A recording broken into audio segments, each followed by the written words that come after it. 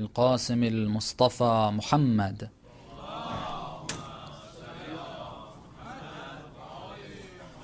وعلى أهل بيته الطيبين الطاهرين المعصومين المكرمين المنتجبين لا سيما بقية الله في الأراضين روحي وأرواح العالمين لتراب مقدمه الفداء ولعنة الله على أعدائهم أجمعين إلى قيام يوم الدين. We hope that Allah subhanahu wa ta'ala blesses us in the remainder of this month with the tawfiq to be able to reach the objective and the goal of this month, inshallah. Try to uplift that soul, try to leave the material world for a bit so that we can cater to that soul of ours, inshallah. Try to develop that taqwa. There's a verse in the Holy Quran, Allah subhanahu wa ta'ala says, Ya ayyuhal ladhina amanu attaqullah wal tanzur nafsum ma qaddamat lighad wattaqullah. O people who believe, make sure you have this taqwa, you implement it. It's something we have to work for. It's something that takes time. It's something that we've got to constantly have on our minds and work towards it. And the reminder he gives us is that وَلْتَنْظُرْ نَفْسٌ مَا قَدَّمَتْ لِغَدٍ. What has every person should look before the end of their life, before they reach an old age. Look, as youth even, we don't remember, we don't think that death is something that can happen to us. We don't think of it like that, especially as youth. But we're told, the true believers, the wise ones even, it's wise to do so. Remember it, there's no guarantee. We've had youth, they've passed away in car accidents and different diseases that have developed. If God wants to take our life, He can do. We don't know. Next minute, if He wants, I can, in the middle of my talk, He can take my soul. I don't know when that's going to happen. And it's very good for us to remember this concept and look, what have I been sending forth for myself in the hereafter? Is it something that I would be enjoying in the hereafter, or is it something that's going to be very painful? This is a very good reminder that inshallah we get to have, and we're able to use this month to move in the direction of taqwa, inshallah. And taqwa, as we said, was the servitude of Allah, the ibadah of Allah. Becoming His slave was the only path towards prosperity. And we're trying to talk about dimensions of taqwa that we pay a little less attention to when it comes to our interactions with each other, with family members, with parents. And I hope these were good reminders for myself and for the brothers and sisters. And then we started to talk about husband and wife. And that relationship is something that we can easily, a marriage relationship can either be a relationship, and we make it such, it's either a relationship that's going to destroy our lives in this world and in the hereafter, or it can be a relationship that helps us get closer to Allah subhanahu wa ta'ala. It's very easy to go either way. It's very easy to go in the wrong direction, especially. So depending on our actions, we talked about the responsibilities of the husband, and we were talking about the responsibilities of the wife. And as I mentioned, these are things, sometimes we have certain restrictions on what we say and what we talk about in our cultures that doesn't help. I've said this before in other places. look at some of the verses of the Holy Quran. The Holy Quran is the most polite book, the most polite wording. If you want to be respectful, if you want to be polite, if you want to be decent, you can't go beyond the Holy Quran. Okay. The Holy Quran is exceptionally polite and very careful the wording that it uses. But even in the Holy Quran, if you look at some of the wording that we have there, if I were to just translate what some of those words mean, all right, and if I didn't tell you that this is from the Holy Quran, I would just, translate those words. Or forget about translating the words, figure out what the translation is and just mention those words to you. You would not let me sit up here on the minbar. Okay. But the culture that has developed, as I said yesterday as well, some of the ahadith that we have, I'm not able to discuss those. I personally, this is maybe something cultural as well. And when I do give you hadith, believe me, I don't give you accurate translations. All right, I kind of put a twist to it, so you don't drag me off the minbar while I'm talking. All right. So it's important that we talk about these subjects and understand what Allah subhanahu wa ta'ala wants from us. We talked about one responsibility, which was that wives, women that have been married, are supposed to have their husband's consent before leaving the house. They need to know that their husband is okay with it. All right, this is one responsibility. Another responsibility that we started to talk about was the intimate relationship that a husband and wife have got to have. This is something that, according to the verses of the Holy Quran and in the ahadith, it is an obligation for the wife to be obedient to her husband in this way. It's an obligation. Okay. I would like to repeat one line that I mentioned, and that is the importance of this in a marital life. In marital life, the intimate relationship between the husband and wife, again, that's one of the very important areas that can cause a marriage to go through and to be successful or for it to be unsuccessful.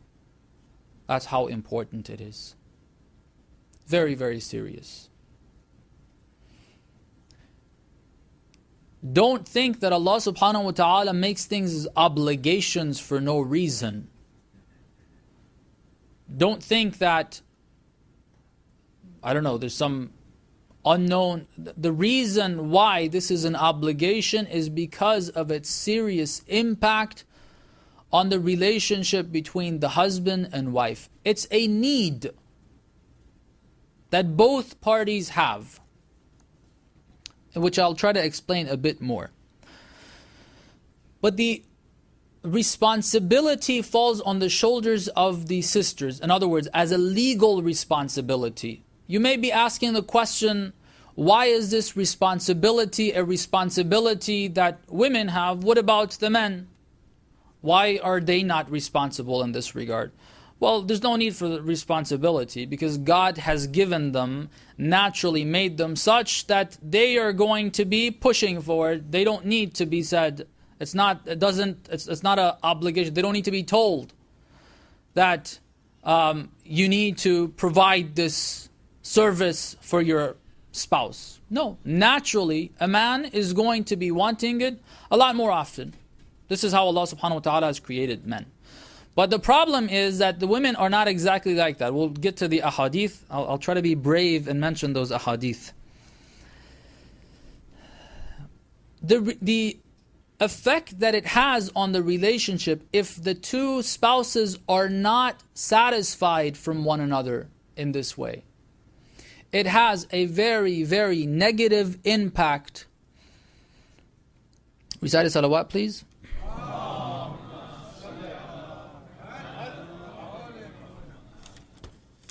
I want to see where I've put that hadith to talk about it.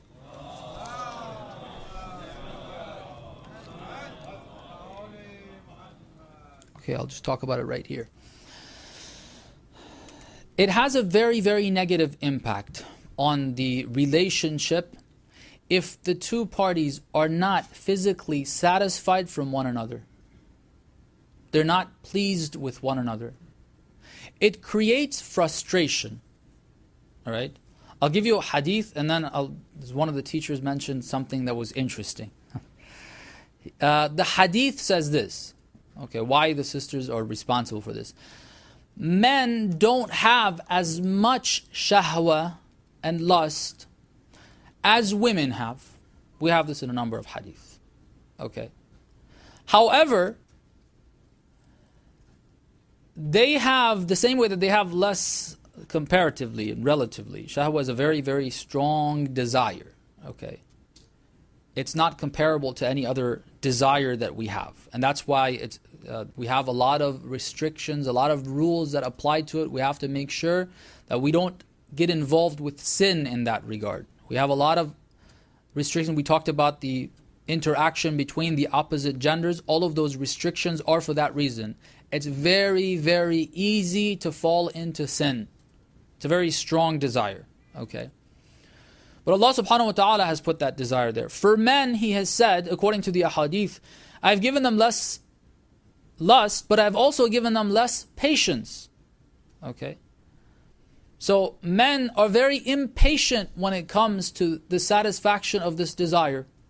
When the temptation is there, if it is not satisfied, especially with someone that they expected to be satisfied with, like their wife, their spouse, which they're supposed to, they get extremely frustrated at that person. And that frustration causes problems. That frustration does not allow, even if they want to be kind, they're just too angry to do anything in the right way, to use nice and kind words. Okay. What the teacher said, these were his words, I'm just telling you. He said if you find your parents fighting on the salt, and your dad is very angry maybe at why there's not enough salt, or something ridiculous that doesn't really deserve a fight or anything, you have to know that something didn't go right last night. Okay. He didn't get what he wanted. Okay. If the satisfaction is not there, it's going to create frustration in the husband. Alright. Women like to be treated well, and they're supposed to be treated well. You have to know, if he doesn't get it, then he's going to get very, very frustrated. Alright. And he's not going to be able to function right. Recite salawat. So one wrong strategy for sisters, for wives. Okay. If there's something that he has done that you don't like, all right, there's a certain behavior that he has, or he did something, he said something, he disrespected you, for example, or I don't know, he did things in a way you didn't like it, you told him to do something, he did it in a different way, you wanted something, he didn't get it for you, whatever it may be. He spoke to you in a way you didn't like. The wrong strategy is to say that, you know what, now that you're mistreating me, okay, then I'm not coming to the bedroom. All right. That's a wrong strategy. Okay, that's a very wrong strategy. The proper strategy is that, as one of the brothers used to say, one of the scholars, and I'm very hesitant to mention his name because he's told me not to mention his name in this context too much. People know him for that because of him being mentioned in that context a lot. So I'm not going to mention him. But in his words, men are simple creatures. Okay, very simple. If you satisfy them, they'll flip backwards for you. Okay, they'll do anything that you want for you. So instead of taking the strategy that I'm not going to give them what they want, then the strategy should be actually to provide them with what they need. Recite a salawat.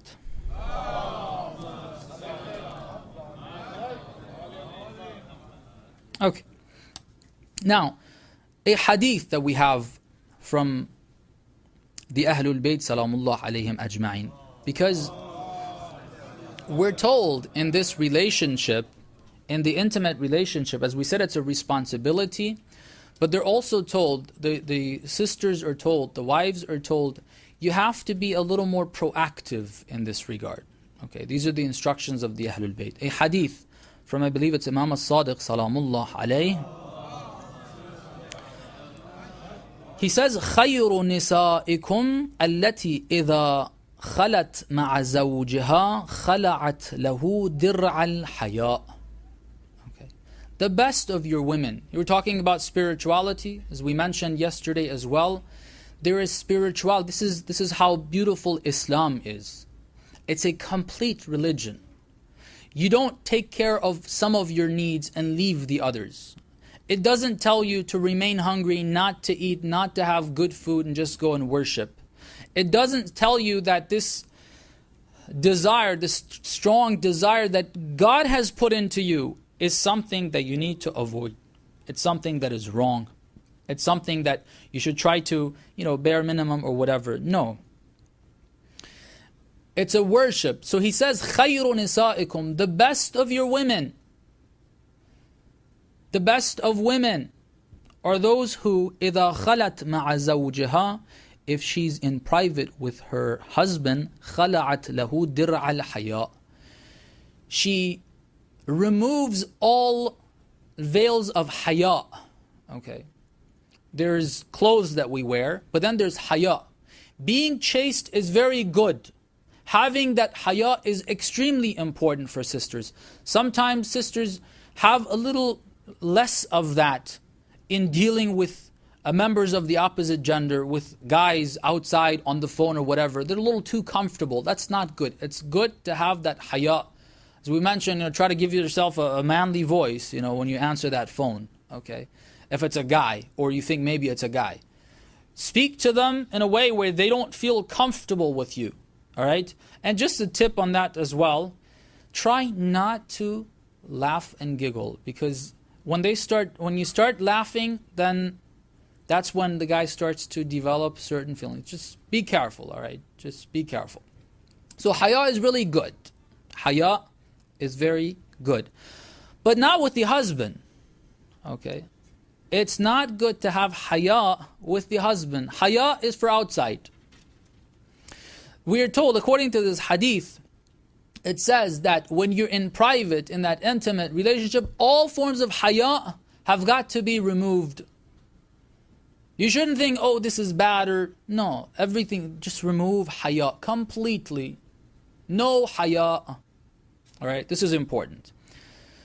Sometimes maybe religious sisters would think certain things maybe are bad or whatever, but we're told, Islam says, the ahadith say, the words of the Ahlul Bayt say, for sisters, don't feel shy, don't feel haya. That's not the time for it. Outside. And that's why it says, وَإِذَا لَبِسَتْ, when she wears her clothes, she wears the dir'ul haya as well, the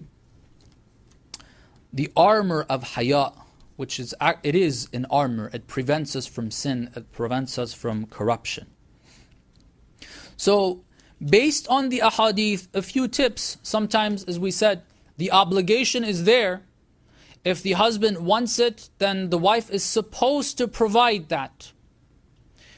She's supposed to provide it for her husband. But sometimes we hear comments like, okay, I don't feel like it, what about that? I've even heard comments like, when I don't feel like it, if I have to, I feel like a prostitute. Okay, al-ayadhu billah. Well, that's not right. Okay, that's not good. So there are certain things, since it's an obligation, there are certain things that we need to do that are good for us according to the ahadith. One, as we said, being proactive according to the ahadith. Taking care of themselves. Sisters taking care of themselves. And brothers have got to help out there.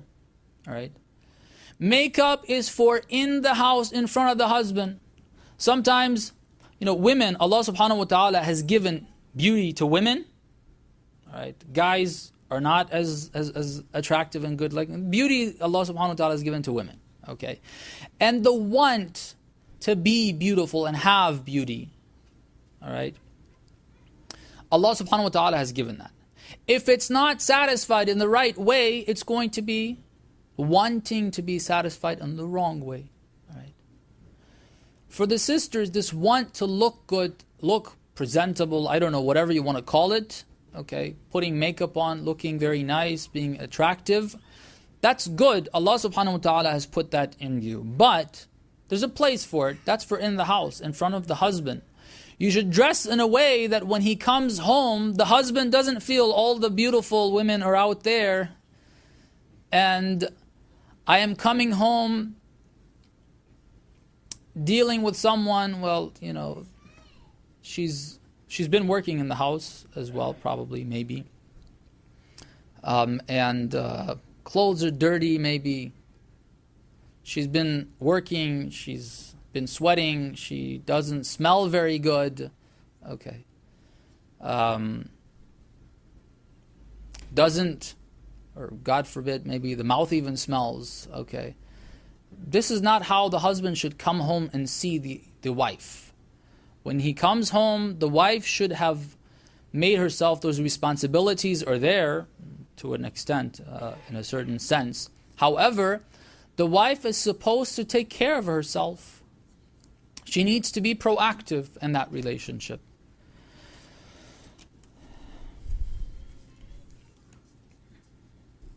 Recite a salawat, please.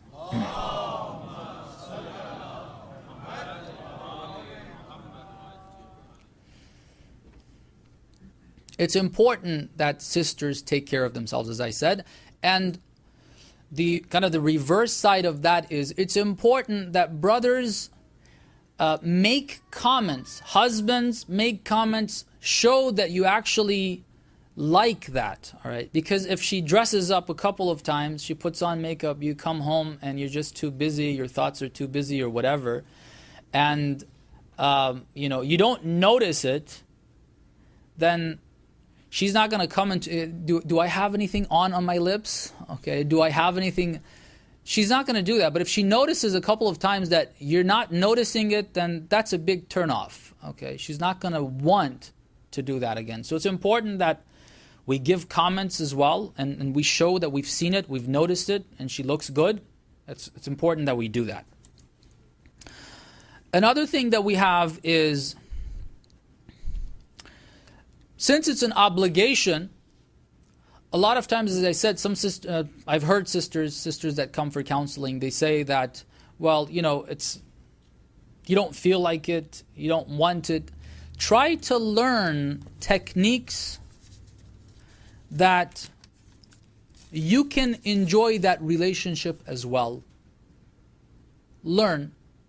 It's important that sisters also learn how they can enjoy it. It's a responsibility, right? So it's better that you learn how to enjoy it instead of avoiding that responsibility. As we said, the responsibility is very severe. We had a hadith that said that the angels are going to be cursing the person if they don't fulfill that responsibility. It's very serious. It's a very serious responsibility. So learn how you can enjoy it yourself so you wouldn't be forcing yourself. If you've prepared your mindset, if you've prepared yourself and you know how to enjoy it, it's something that is enjoyable. Why not? One can enjoy it themselves instead of doing it only for the husband. It's something that one enjoys as well themselves. It's something that we need to do. And a few points in that regard for the brothers, which is also important. Very important. Okay. Let me mention this. I see some of the brothers having their heads down. Okay, that haya is good. Okay, haya is good. And believe me, it's not the most... I rather talk about spirituality. I rather have those tears as well. I rather talk about Imam al-Hussein. It makes me feel better. And I'm in a very uncomfortable position here talking about this. Believe me. Alright? But it's important. I'm doing this for the sake of Allah subhanahu wa ta'ala. I know it is rewarding. Okay? I know this is something that I have to do. Okay? So, a couple of points to make that relationship, the intimate relationship between husband and wife, better. Brothers, you all also have a responsibility in that regard. One thing is, if your wife is in the house dealing with the kids, she's had a rough day, they're screaming or whatever, they haven't done their homework, they've been rude to her, she's had to, I don't know, make food, she's tired, she's done all of that. If she's tired and exhausted, okay, you may have that need, but you can't expect her to be smelling like perfume and feeling all fresh, okay? You should expect that she smells like food and spices instead, okay? You should expect that she hasn't been able to take a shower yet, all right? It's a responsibility that we allow her to prepare. Allow her to have some time, get some rest. You don't want someone just lying there. You want to enjoy your relationship. Okay. If you want to enjoy the relationship, it has to be active on both sides. If she's exhausted and had a bad day or whatever, yeah, Islamically, legally, this is the other thing. Okay, yeah, it says that whenever I want, I demand it. Okay. I've been out, I've seen things that I shouldn't have, people were around me, whatever, I really, really need this. Okay. And she's like, okay, whatever, it's a responsibility, I'm just too tired. She falls asleep. Okay. You have to try to help out. Now, this is a general thing, trying to help out in the house. It's a very, very bad habit that we think that our work was outside. I come home, I just relax. On the couch, I lay back, and somebody's supposed to come and pull my socks off as well. Okay, give me some cold water. I order people around, and if anybody doesn't do that, then they're going to get it. Having that expectation is not good at all. Amirul Mu'minin, Salamullah alayhi. When he used to come home, and believe me, I don't think any of us works as hard as he did. None of us work as hard as he did. Okay. When he would come home, he wouldn't go and lie down and say, I need to take rest here and, do things for me, or any of that. When he would come home, the lady Fatima Zahra, Salamullah alayha, would have the kids to take care of. She makes the food. He would come home and quickly he would get busy with, and one particular one that we have in our ahadith is that he would be cleaning lentils. Okay. Helping out with the food. There's nothing wrong with cooking either. If you know how to cook, okay, give her a break, let her take a rest. If you don't know how to cook, don't suggest that. Okay. If you know, then, and don't be like me. One of the complaints my wife has when I cook, she likes the food, it tastes good. That's what she says. Others have said as well. But one thing she complains that I need to try to work on is I leave the kitchen a mess. Okay. A good chef or cook is one that, cleans up after themselves as well. I got to work on that one. But do things, try to help out. All right? Do whatever you can, try to help out, give her that time. Another thing, recite a salawat, please. Again, technically it's a responsibility. If you ask, then it's wajib. She has to accept that. However, if we mistreat her, if we say things that are harsh to her, if we constantly hurt her feelings, then naturally she wouldn't want to be with us. She doesn't enjoy being with us. Okay. And again, although, all right, if she's religious, then she's going to give in, but she's not necessarily going to enjoy that. And we will enjoy it more if our partner, our wife, is also enjoying it. All right. We will enjoy it more if she is enjoying it as well.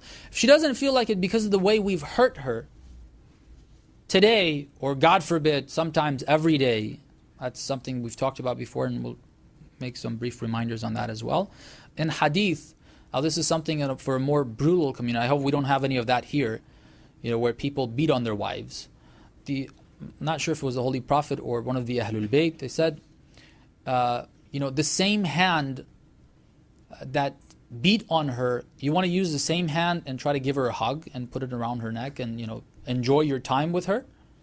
Okay, we have to be careful. Our treatment is also very important. If you want it, if you want to enjoy it, if you feel that you're not getting the satisfaction you're looking for, look at your actions towards her.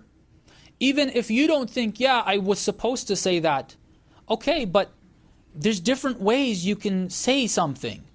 Even if it is important to say it, you have to consider she's had a hard day too, for example. She's been working hard in the house as well. That is work. Okay? So you can be a little more polite when you want to say that. You can say it in a way that you don't hurt her feelings. You can go back and apologize, something that's very, very difficult to do. Just say, I'm sorry, okay? And don't just say those words without really meaning it. They don't like it.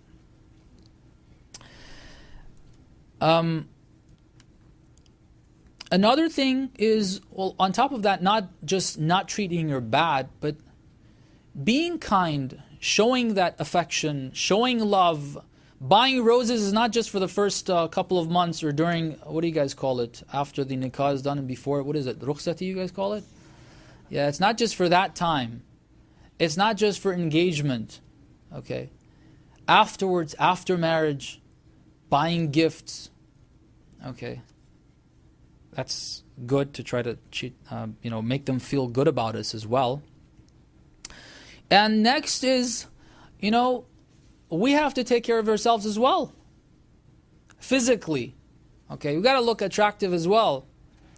If those love bars are getting a little too big, okay, or the belly is, well, it's not going to be as attractive. Making oneself look more attractive, we have hadith. Okay, these are not my words. Let me mention this hadith from one of the companions says, I saw Abul Hasan, Salamullah alayhi, Imam al-Qadir. I saw him, ikhtadaba. He was coloring his hair. Okay, he was coloring his hair. At that time it was common. I don't know what his age was, but he was coloring his hair. Then, apparently this companion was a little surprised. It wasn't, I guess, common for people to do that. Maybe similar to, I don't know, maybe putting gel in one's hair for a religious person in some communities. I don't know, something. Anyway, so he says, I asked him, you're putting color in you're coloring your hair? قال نعم, yes. But what's the purpose? He says, إن التهيئة مما يزيد في عفة النساء.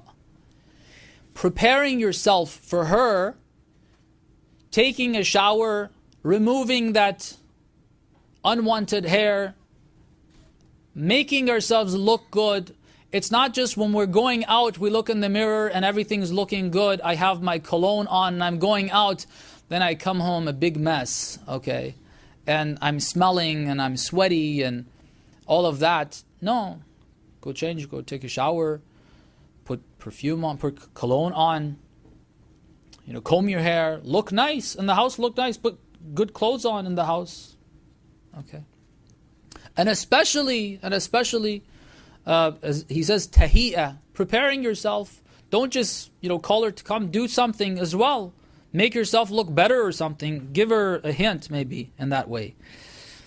And he says the other thing about this, which is very interesting, he says this, one preparing themselves, the husband preparing himself for his wife, is tazidu fi iffatin nisa. It causes them to be more chaste.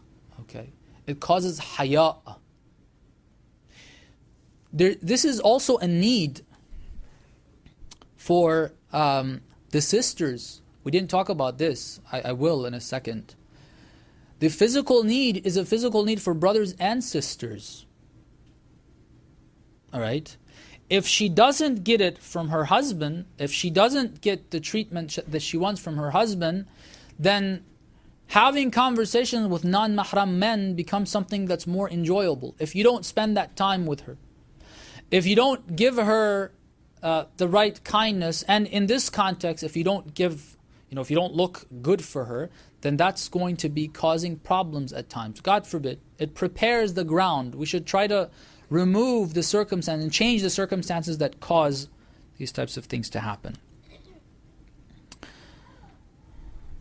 And I have seen this. Okay, I have seen this. You have some women that when they're talking to non-mahram, they seem a lot more interested than when they are talking to their own husband. Okay. When they want to go outside, they put more makeup on and they look better than when they're in front of their husband. Okay. This is not good. This is not good. All right. And through our conduct, we can try to do this. And the last thing that I would like to say in this regard is something that I was surprised. Now, I don't know. Again, this is one of those very difficult things to talk about. But I'm surprised reading on this subject and finding that even in the West, where there's very loose relationship between the opposite genders, and there's a lot of haram activity going on, this is still a problem. I don't know why, but apparently it is. And that is, men don't know that they need to satisfy their wife as well. And that satisfaction is something that takes more time than the brothers. We have hadith, don't just go quick, 10 minutes, that's it. You have to spend time, prepare. Okay, it will take time, and you have got to have her enjoy it as well. You have to learn how she's going to be satisfied. Because if she's not satisfied, again, she's going to start throwing fits for no reason, for no apparent reason. Okay. Recite a salawat, please.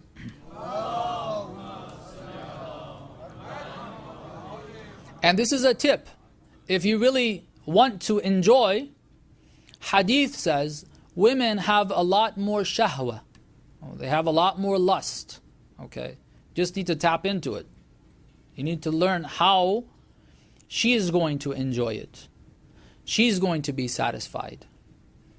And if that happens, both parties are satisfied physically, it prepares the mind and the heart and everything for better relationship in other times. Okay. When I look at the amount of ahadith, the number of ahadith that we have related to this, some of the subjects in fiqh, when we refer to hadith books, we find like 1 or 2 hadith. Alright. 3, 4 hadith. But some subjects we go and we see there's a lot of talk by the Ahlul Bayt in regards to it. From the Holy Prophet. Not only just questions that are answered, but also them starting a conversation, talking about it themselves, without there being a question being raised from anyone. This is one of those areas that I'm surprised. I'm very surprised when I look at the volume of hadith that we have in this regard. And the reason for it is very clear, because it's very important and we neglect it. We neglect it, we neglect it. We don't take it serious. We don't know that this is the source of a lot of arguments and fights. We thought the fight was about, I don't know, clothing, about kids, about something else. That's not the root cause. The reason why this person gets so frustrated or so agitated, whether it's the husband or the wife, can very well be related to this without really knowing it. Okay. That's why we have such a large volume of hadith in this regard. So we have to take it serious. We need to ask questions. Again, I repeat this. Today, it's a lot easier. Okay? Imagine, again, when I read those ahadith, they're scary. They're scary. I can't even translate. I can't believe some of those questions, like somebody actually having the guts. I don't have the guts to ask these questions from my teachers. Okay? Go and say, I have this particular situation. Can you tell me what to do? All right. Imagine going to the imam of the time and saying, you know, this is my situation with my wife or with my husband. She asked me to do this or the other. I cannot talk about what they say, all right, the questions that they raise. You'll be dragging me off of this minbar. But they ask those questions. Today, okay, today you don't have that problem. You don't have to ask. There's plenty of material. Don't go look at the pictures, okay? But there's plenty of material you can read, okay? You can read about this from reliable sources to learn. And I emphasize, maybe some of you are thinking, I think this is very important for people that are about to get married as well, or those who are inshallah in the next few years will be getting married. It's good to know this. Very good to know it. And don't think that you'll know automatically. All right. I am surprised some people who come and ask the questions. I did not expect them to have these types of questions, these types of issues, but I talked about this, and I hope you go and ask your particular questions or try to read up on it and learn the responses. After all of that we said, these were the obligations. In a marital relationship, we don't have only obligations. We have a list of other things as well. All right? For example, one thing that we mentioned before, don't try to play the line that, oh, this is your responsibility, this is my right, and you have to do this. Yeah, there's a responsibility, but it doesn't mean that I have to ask for it all the time. There's a right. I can say I don't want to work in the house and you have to give me money if I want to work. The right is there. But women choose not to do that because it's not wise for them to do it. For the sake of Allah, because it is recommended, it has rewards in the hereafter. For the sake of Allah subhanahu wa ta'ala, the way the lady Fatimah az-Zahra salamullah alayha used to do the work, go through the difficulty. They used to make fire. They didn't have the stoves that we have these days. They used to make fire. They used to make their own flour. They had to clean the wheat, make that flour. It would take a lot of time. It would be very difficult. Sometimes her hands would be bleeding. She went through all of that trouble for the sake of Allah subhanahu wa ta'ala. It's a worship. You're thinking only nawafil are going to get us close to Allah subhanahu wa ta'ala? No. Every one of these actions with the intention of making this a worship of Allah subhanahu wa ta'ala, it's going to get us close to Allah. So for the same reason, if I come home and I see, she's not in the mood, she's tired or whatever, don't say that this is a right that I have and you need to give in to it or whatever. No, you have to be wise as well. No, I'm not going to do that. This is not wise at this time. So it's not only about obligations. We have some ahadith. One hadith that I'd like to mention for the brothers in the specific to the marital relationship.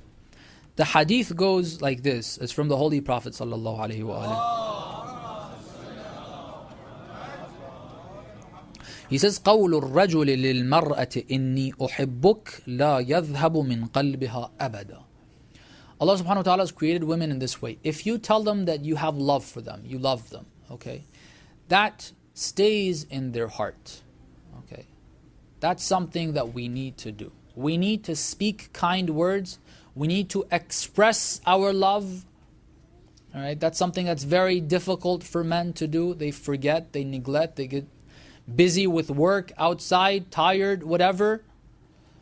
But we need to remind ourselves. It's important. Spend the time. Spend the time. Another hadith that we have about spending time, he says, from the Holy Prophet again, he says, "Irja' ila ahlik fa'innahu minka alayhim sadaqah." Spending time, all right, spending time with the family, especially with the wife, is a sadaqah. Charity, okay, sadaqah doesn't mean charity, by the way, all right. Any type of good deed that is for the sake of Allah subhanahu wa ta'ala can be referred to as sadaqah. But usually we use it in the case of charity. So doing something that is a worship of God, gaining a lot of rewards, isn't only by working outside, giving charity, praying, or things like that. Spending time, sitting down and talking, whatever she wants to talk about. Okay? Find interest in it if you don't think that that's very interesting for you. Find interest in it. Spend that time, hear her out, talk, engage. Don't just, hear like, okay, when is this going to get over with? All right. Engage in that conversation. And it's very rewarding spiritually as well as in our relationship with our spouse. And the last point, which our time has gone, we've gone beyond our time, the prayer time I guess has come in, but just last point. As we mentioned in the relationship between family members, parents and their children, I don't know why when it comes to akhlaq, we don't think that akhlaq applies to our relationship with our husband and wife. Okay. That when they say that it's haram to disrespect, it's haram. It's haram to annoy a believer. Okay? Saying words that someone gets disturbed by them is haram. I can't come up to you and start not only cursing, forget about cursing out, but if I say something to you that hurts your feelings, it bothers you, I can't do it. If I do something to you that it gets on your nerves, I shouldn't do it. It's haram. I can't do that. In the relationship between husband and wife, that's how it is.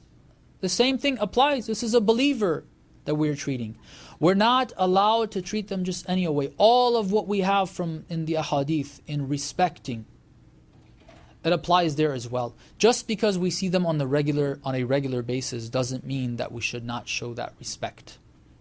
Doesn't mean that outside we wouldn't dare say certain things, but here in the house, towards the wife, we open our mouth and say whatever we want, or towards the husband, either way. We've got to be very careful. We wouldn't dare shout on our neighbor or on anyone in the center, but in the house very easily, for the most minute things, most insignificant things, we scream and holler and make a big fit out of it. That's not allowed. We cannot do that. The hadith, again, and we'll end with this, the hadith that said, Su'ul khulq destroys religion. Su'ul khulq, especially with the family. And because the hadith tell us this applies to sometimes in this, because we come home, we're tired, it's maybe a little more applicable to us. Sometimes we mistreat. There's a hadith, one of the companions of the Holy Prophet passed away, and after he passed away, the Holy Prophet participated in his burial, in the funeral. Not only that, when they wanted to bury him, they had dug up the grave. So the Holy Prophet went inside the grave and lied down in the grave. Just imagine how much barakah that has. Okay, you would want to have the Imam of your time, you would want to have, spiritual scholars even. People would love to have like Ayatollah Bahjat or someone like that come to the house. Just his presence, the barakah that brings, okay? We try to take what some call khak shifa, okay, the soil of Karbala, to put it in that grave. The Holy Prophet himself came into the grave and he lied down in that grave, okay? So when they wanted to bury this man, the mother of this man was very happy. Said, Alhamdulillah, my son, he's so good. I'm sure he's in a very, very good position right now. He's being rewarded by God. Why? Because the Holy Prophet treated him in that way. He participated. Not only that, he went in his grave. Alhamdulillah, he was proud of his son. The Holy Prophet told him no. He said no. Pray for your son. Why? Because your son was not good with his family members. He mistreated them. He didn't speak to them appropriately. Okay. Disturbing them. It causes adhabul qabr. Okay. The pains in the grave. The punishments of the grave. It causes that.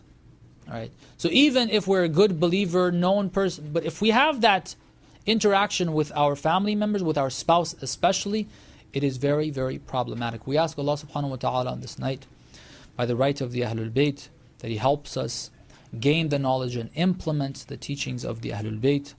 We ask Allah subhanahu wa ta'ala, by the right of the Ahlul Bayt, that He hastens the return of our beloved Imam. We ask Him to help us develop ourselves to become the true companions and soldiers of our Imam. We ask Allah subhanahu wa ta'ala, by the right of the Ahlul Bayt, that He prolongs the life of and gives good health to all of those who are helping the cause of Islam, especially the Maraja and especially the leader. We ask Him to forgive us all of our sins. We ask Him to forgive our parents, our relatives, all believers, especially those who have taught us a word in Islam, of their sins. We ask Allah subhanahu wa ta'ala to relieve all the believers from the pains and difficulties and illnesses that they have, and to relieve all the people of the world of the oppressions that they're facing. If I've said anything during these nights that we've been here that has offended anyone, or if we've had any shortcomings in the explanations, please forgive me, inshallah, and pray for me for the remainder of this month. Bin Nabiy wa alih, rahimallah man qara al-Fatihata ma'a salawat. And their jobs, security. Another reminder that for also the volunteers is people in, not just in the kitchen, but in the kitchen, that we don't see them, and also during the program that they do the work, they clean up as well, recite a salawat followed with by a fatiha for them as well. That taqwa. There's a verse in the Holy Quran, Allah subhanahu wa ta'ala says, Ya ayyuhal ladhina amanu attaqullah wal tanzur nafsum ma qaddamat lighad wattaqullah. O people who believe, make sure you have this taqwa, you implement it. It's something we have to work for. It's something that takes time. It's something that we've got to constantly have on our minds and work towards it. And the reminder He gives us is that وَلْتَنْظُرْ نَفْسٌ مَا قَدَّمَتْ لِغَدٍ. What has every person should look before the end of their life, before they reach an old age. Look, as youth even, we don't remember, we don't think that death is something that can happen to us. We don't think of it like that. Al-Qasim al-Mustafa Muhammad.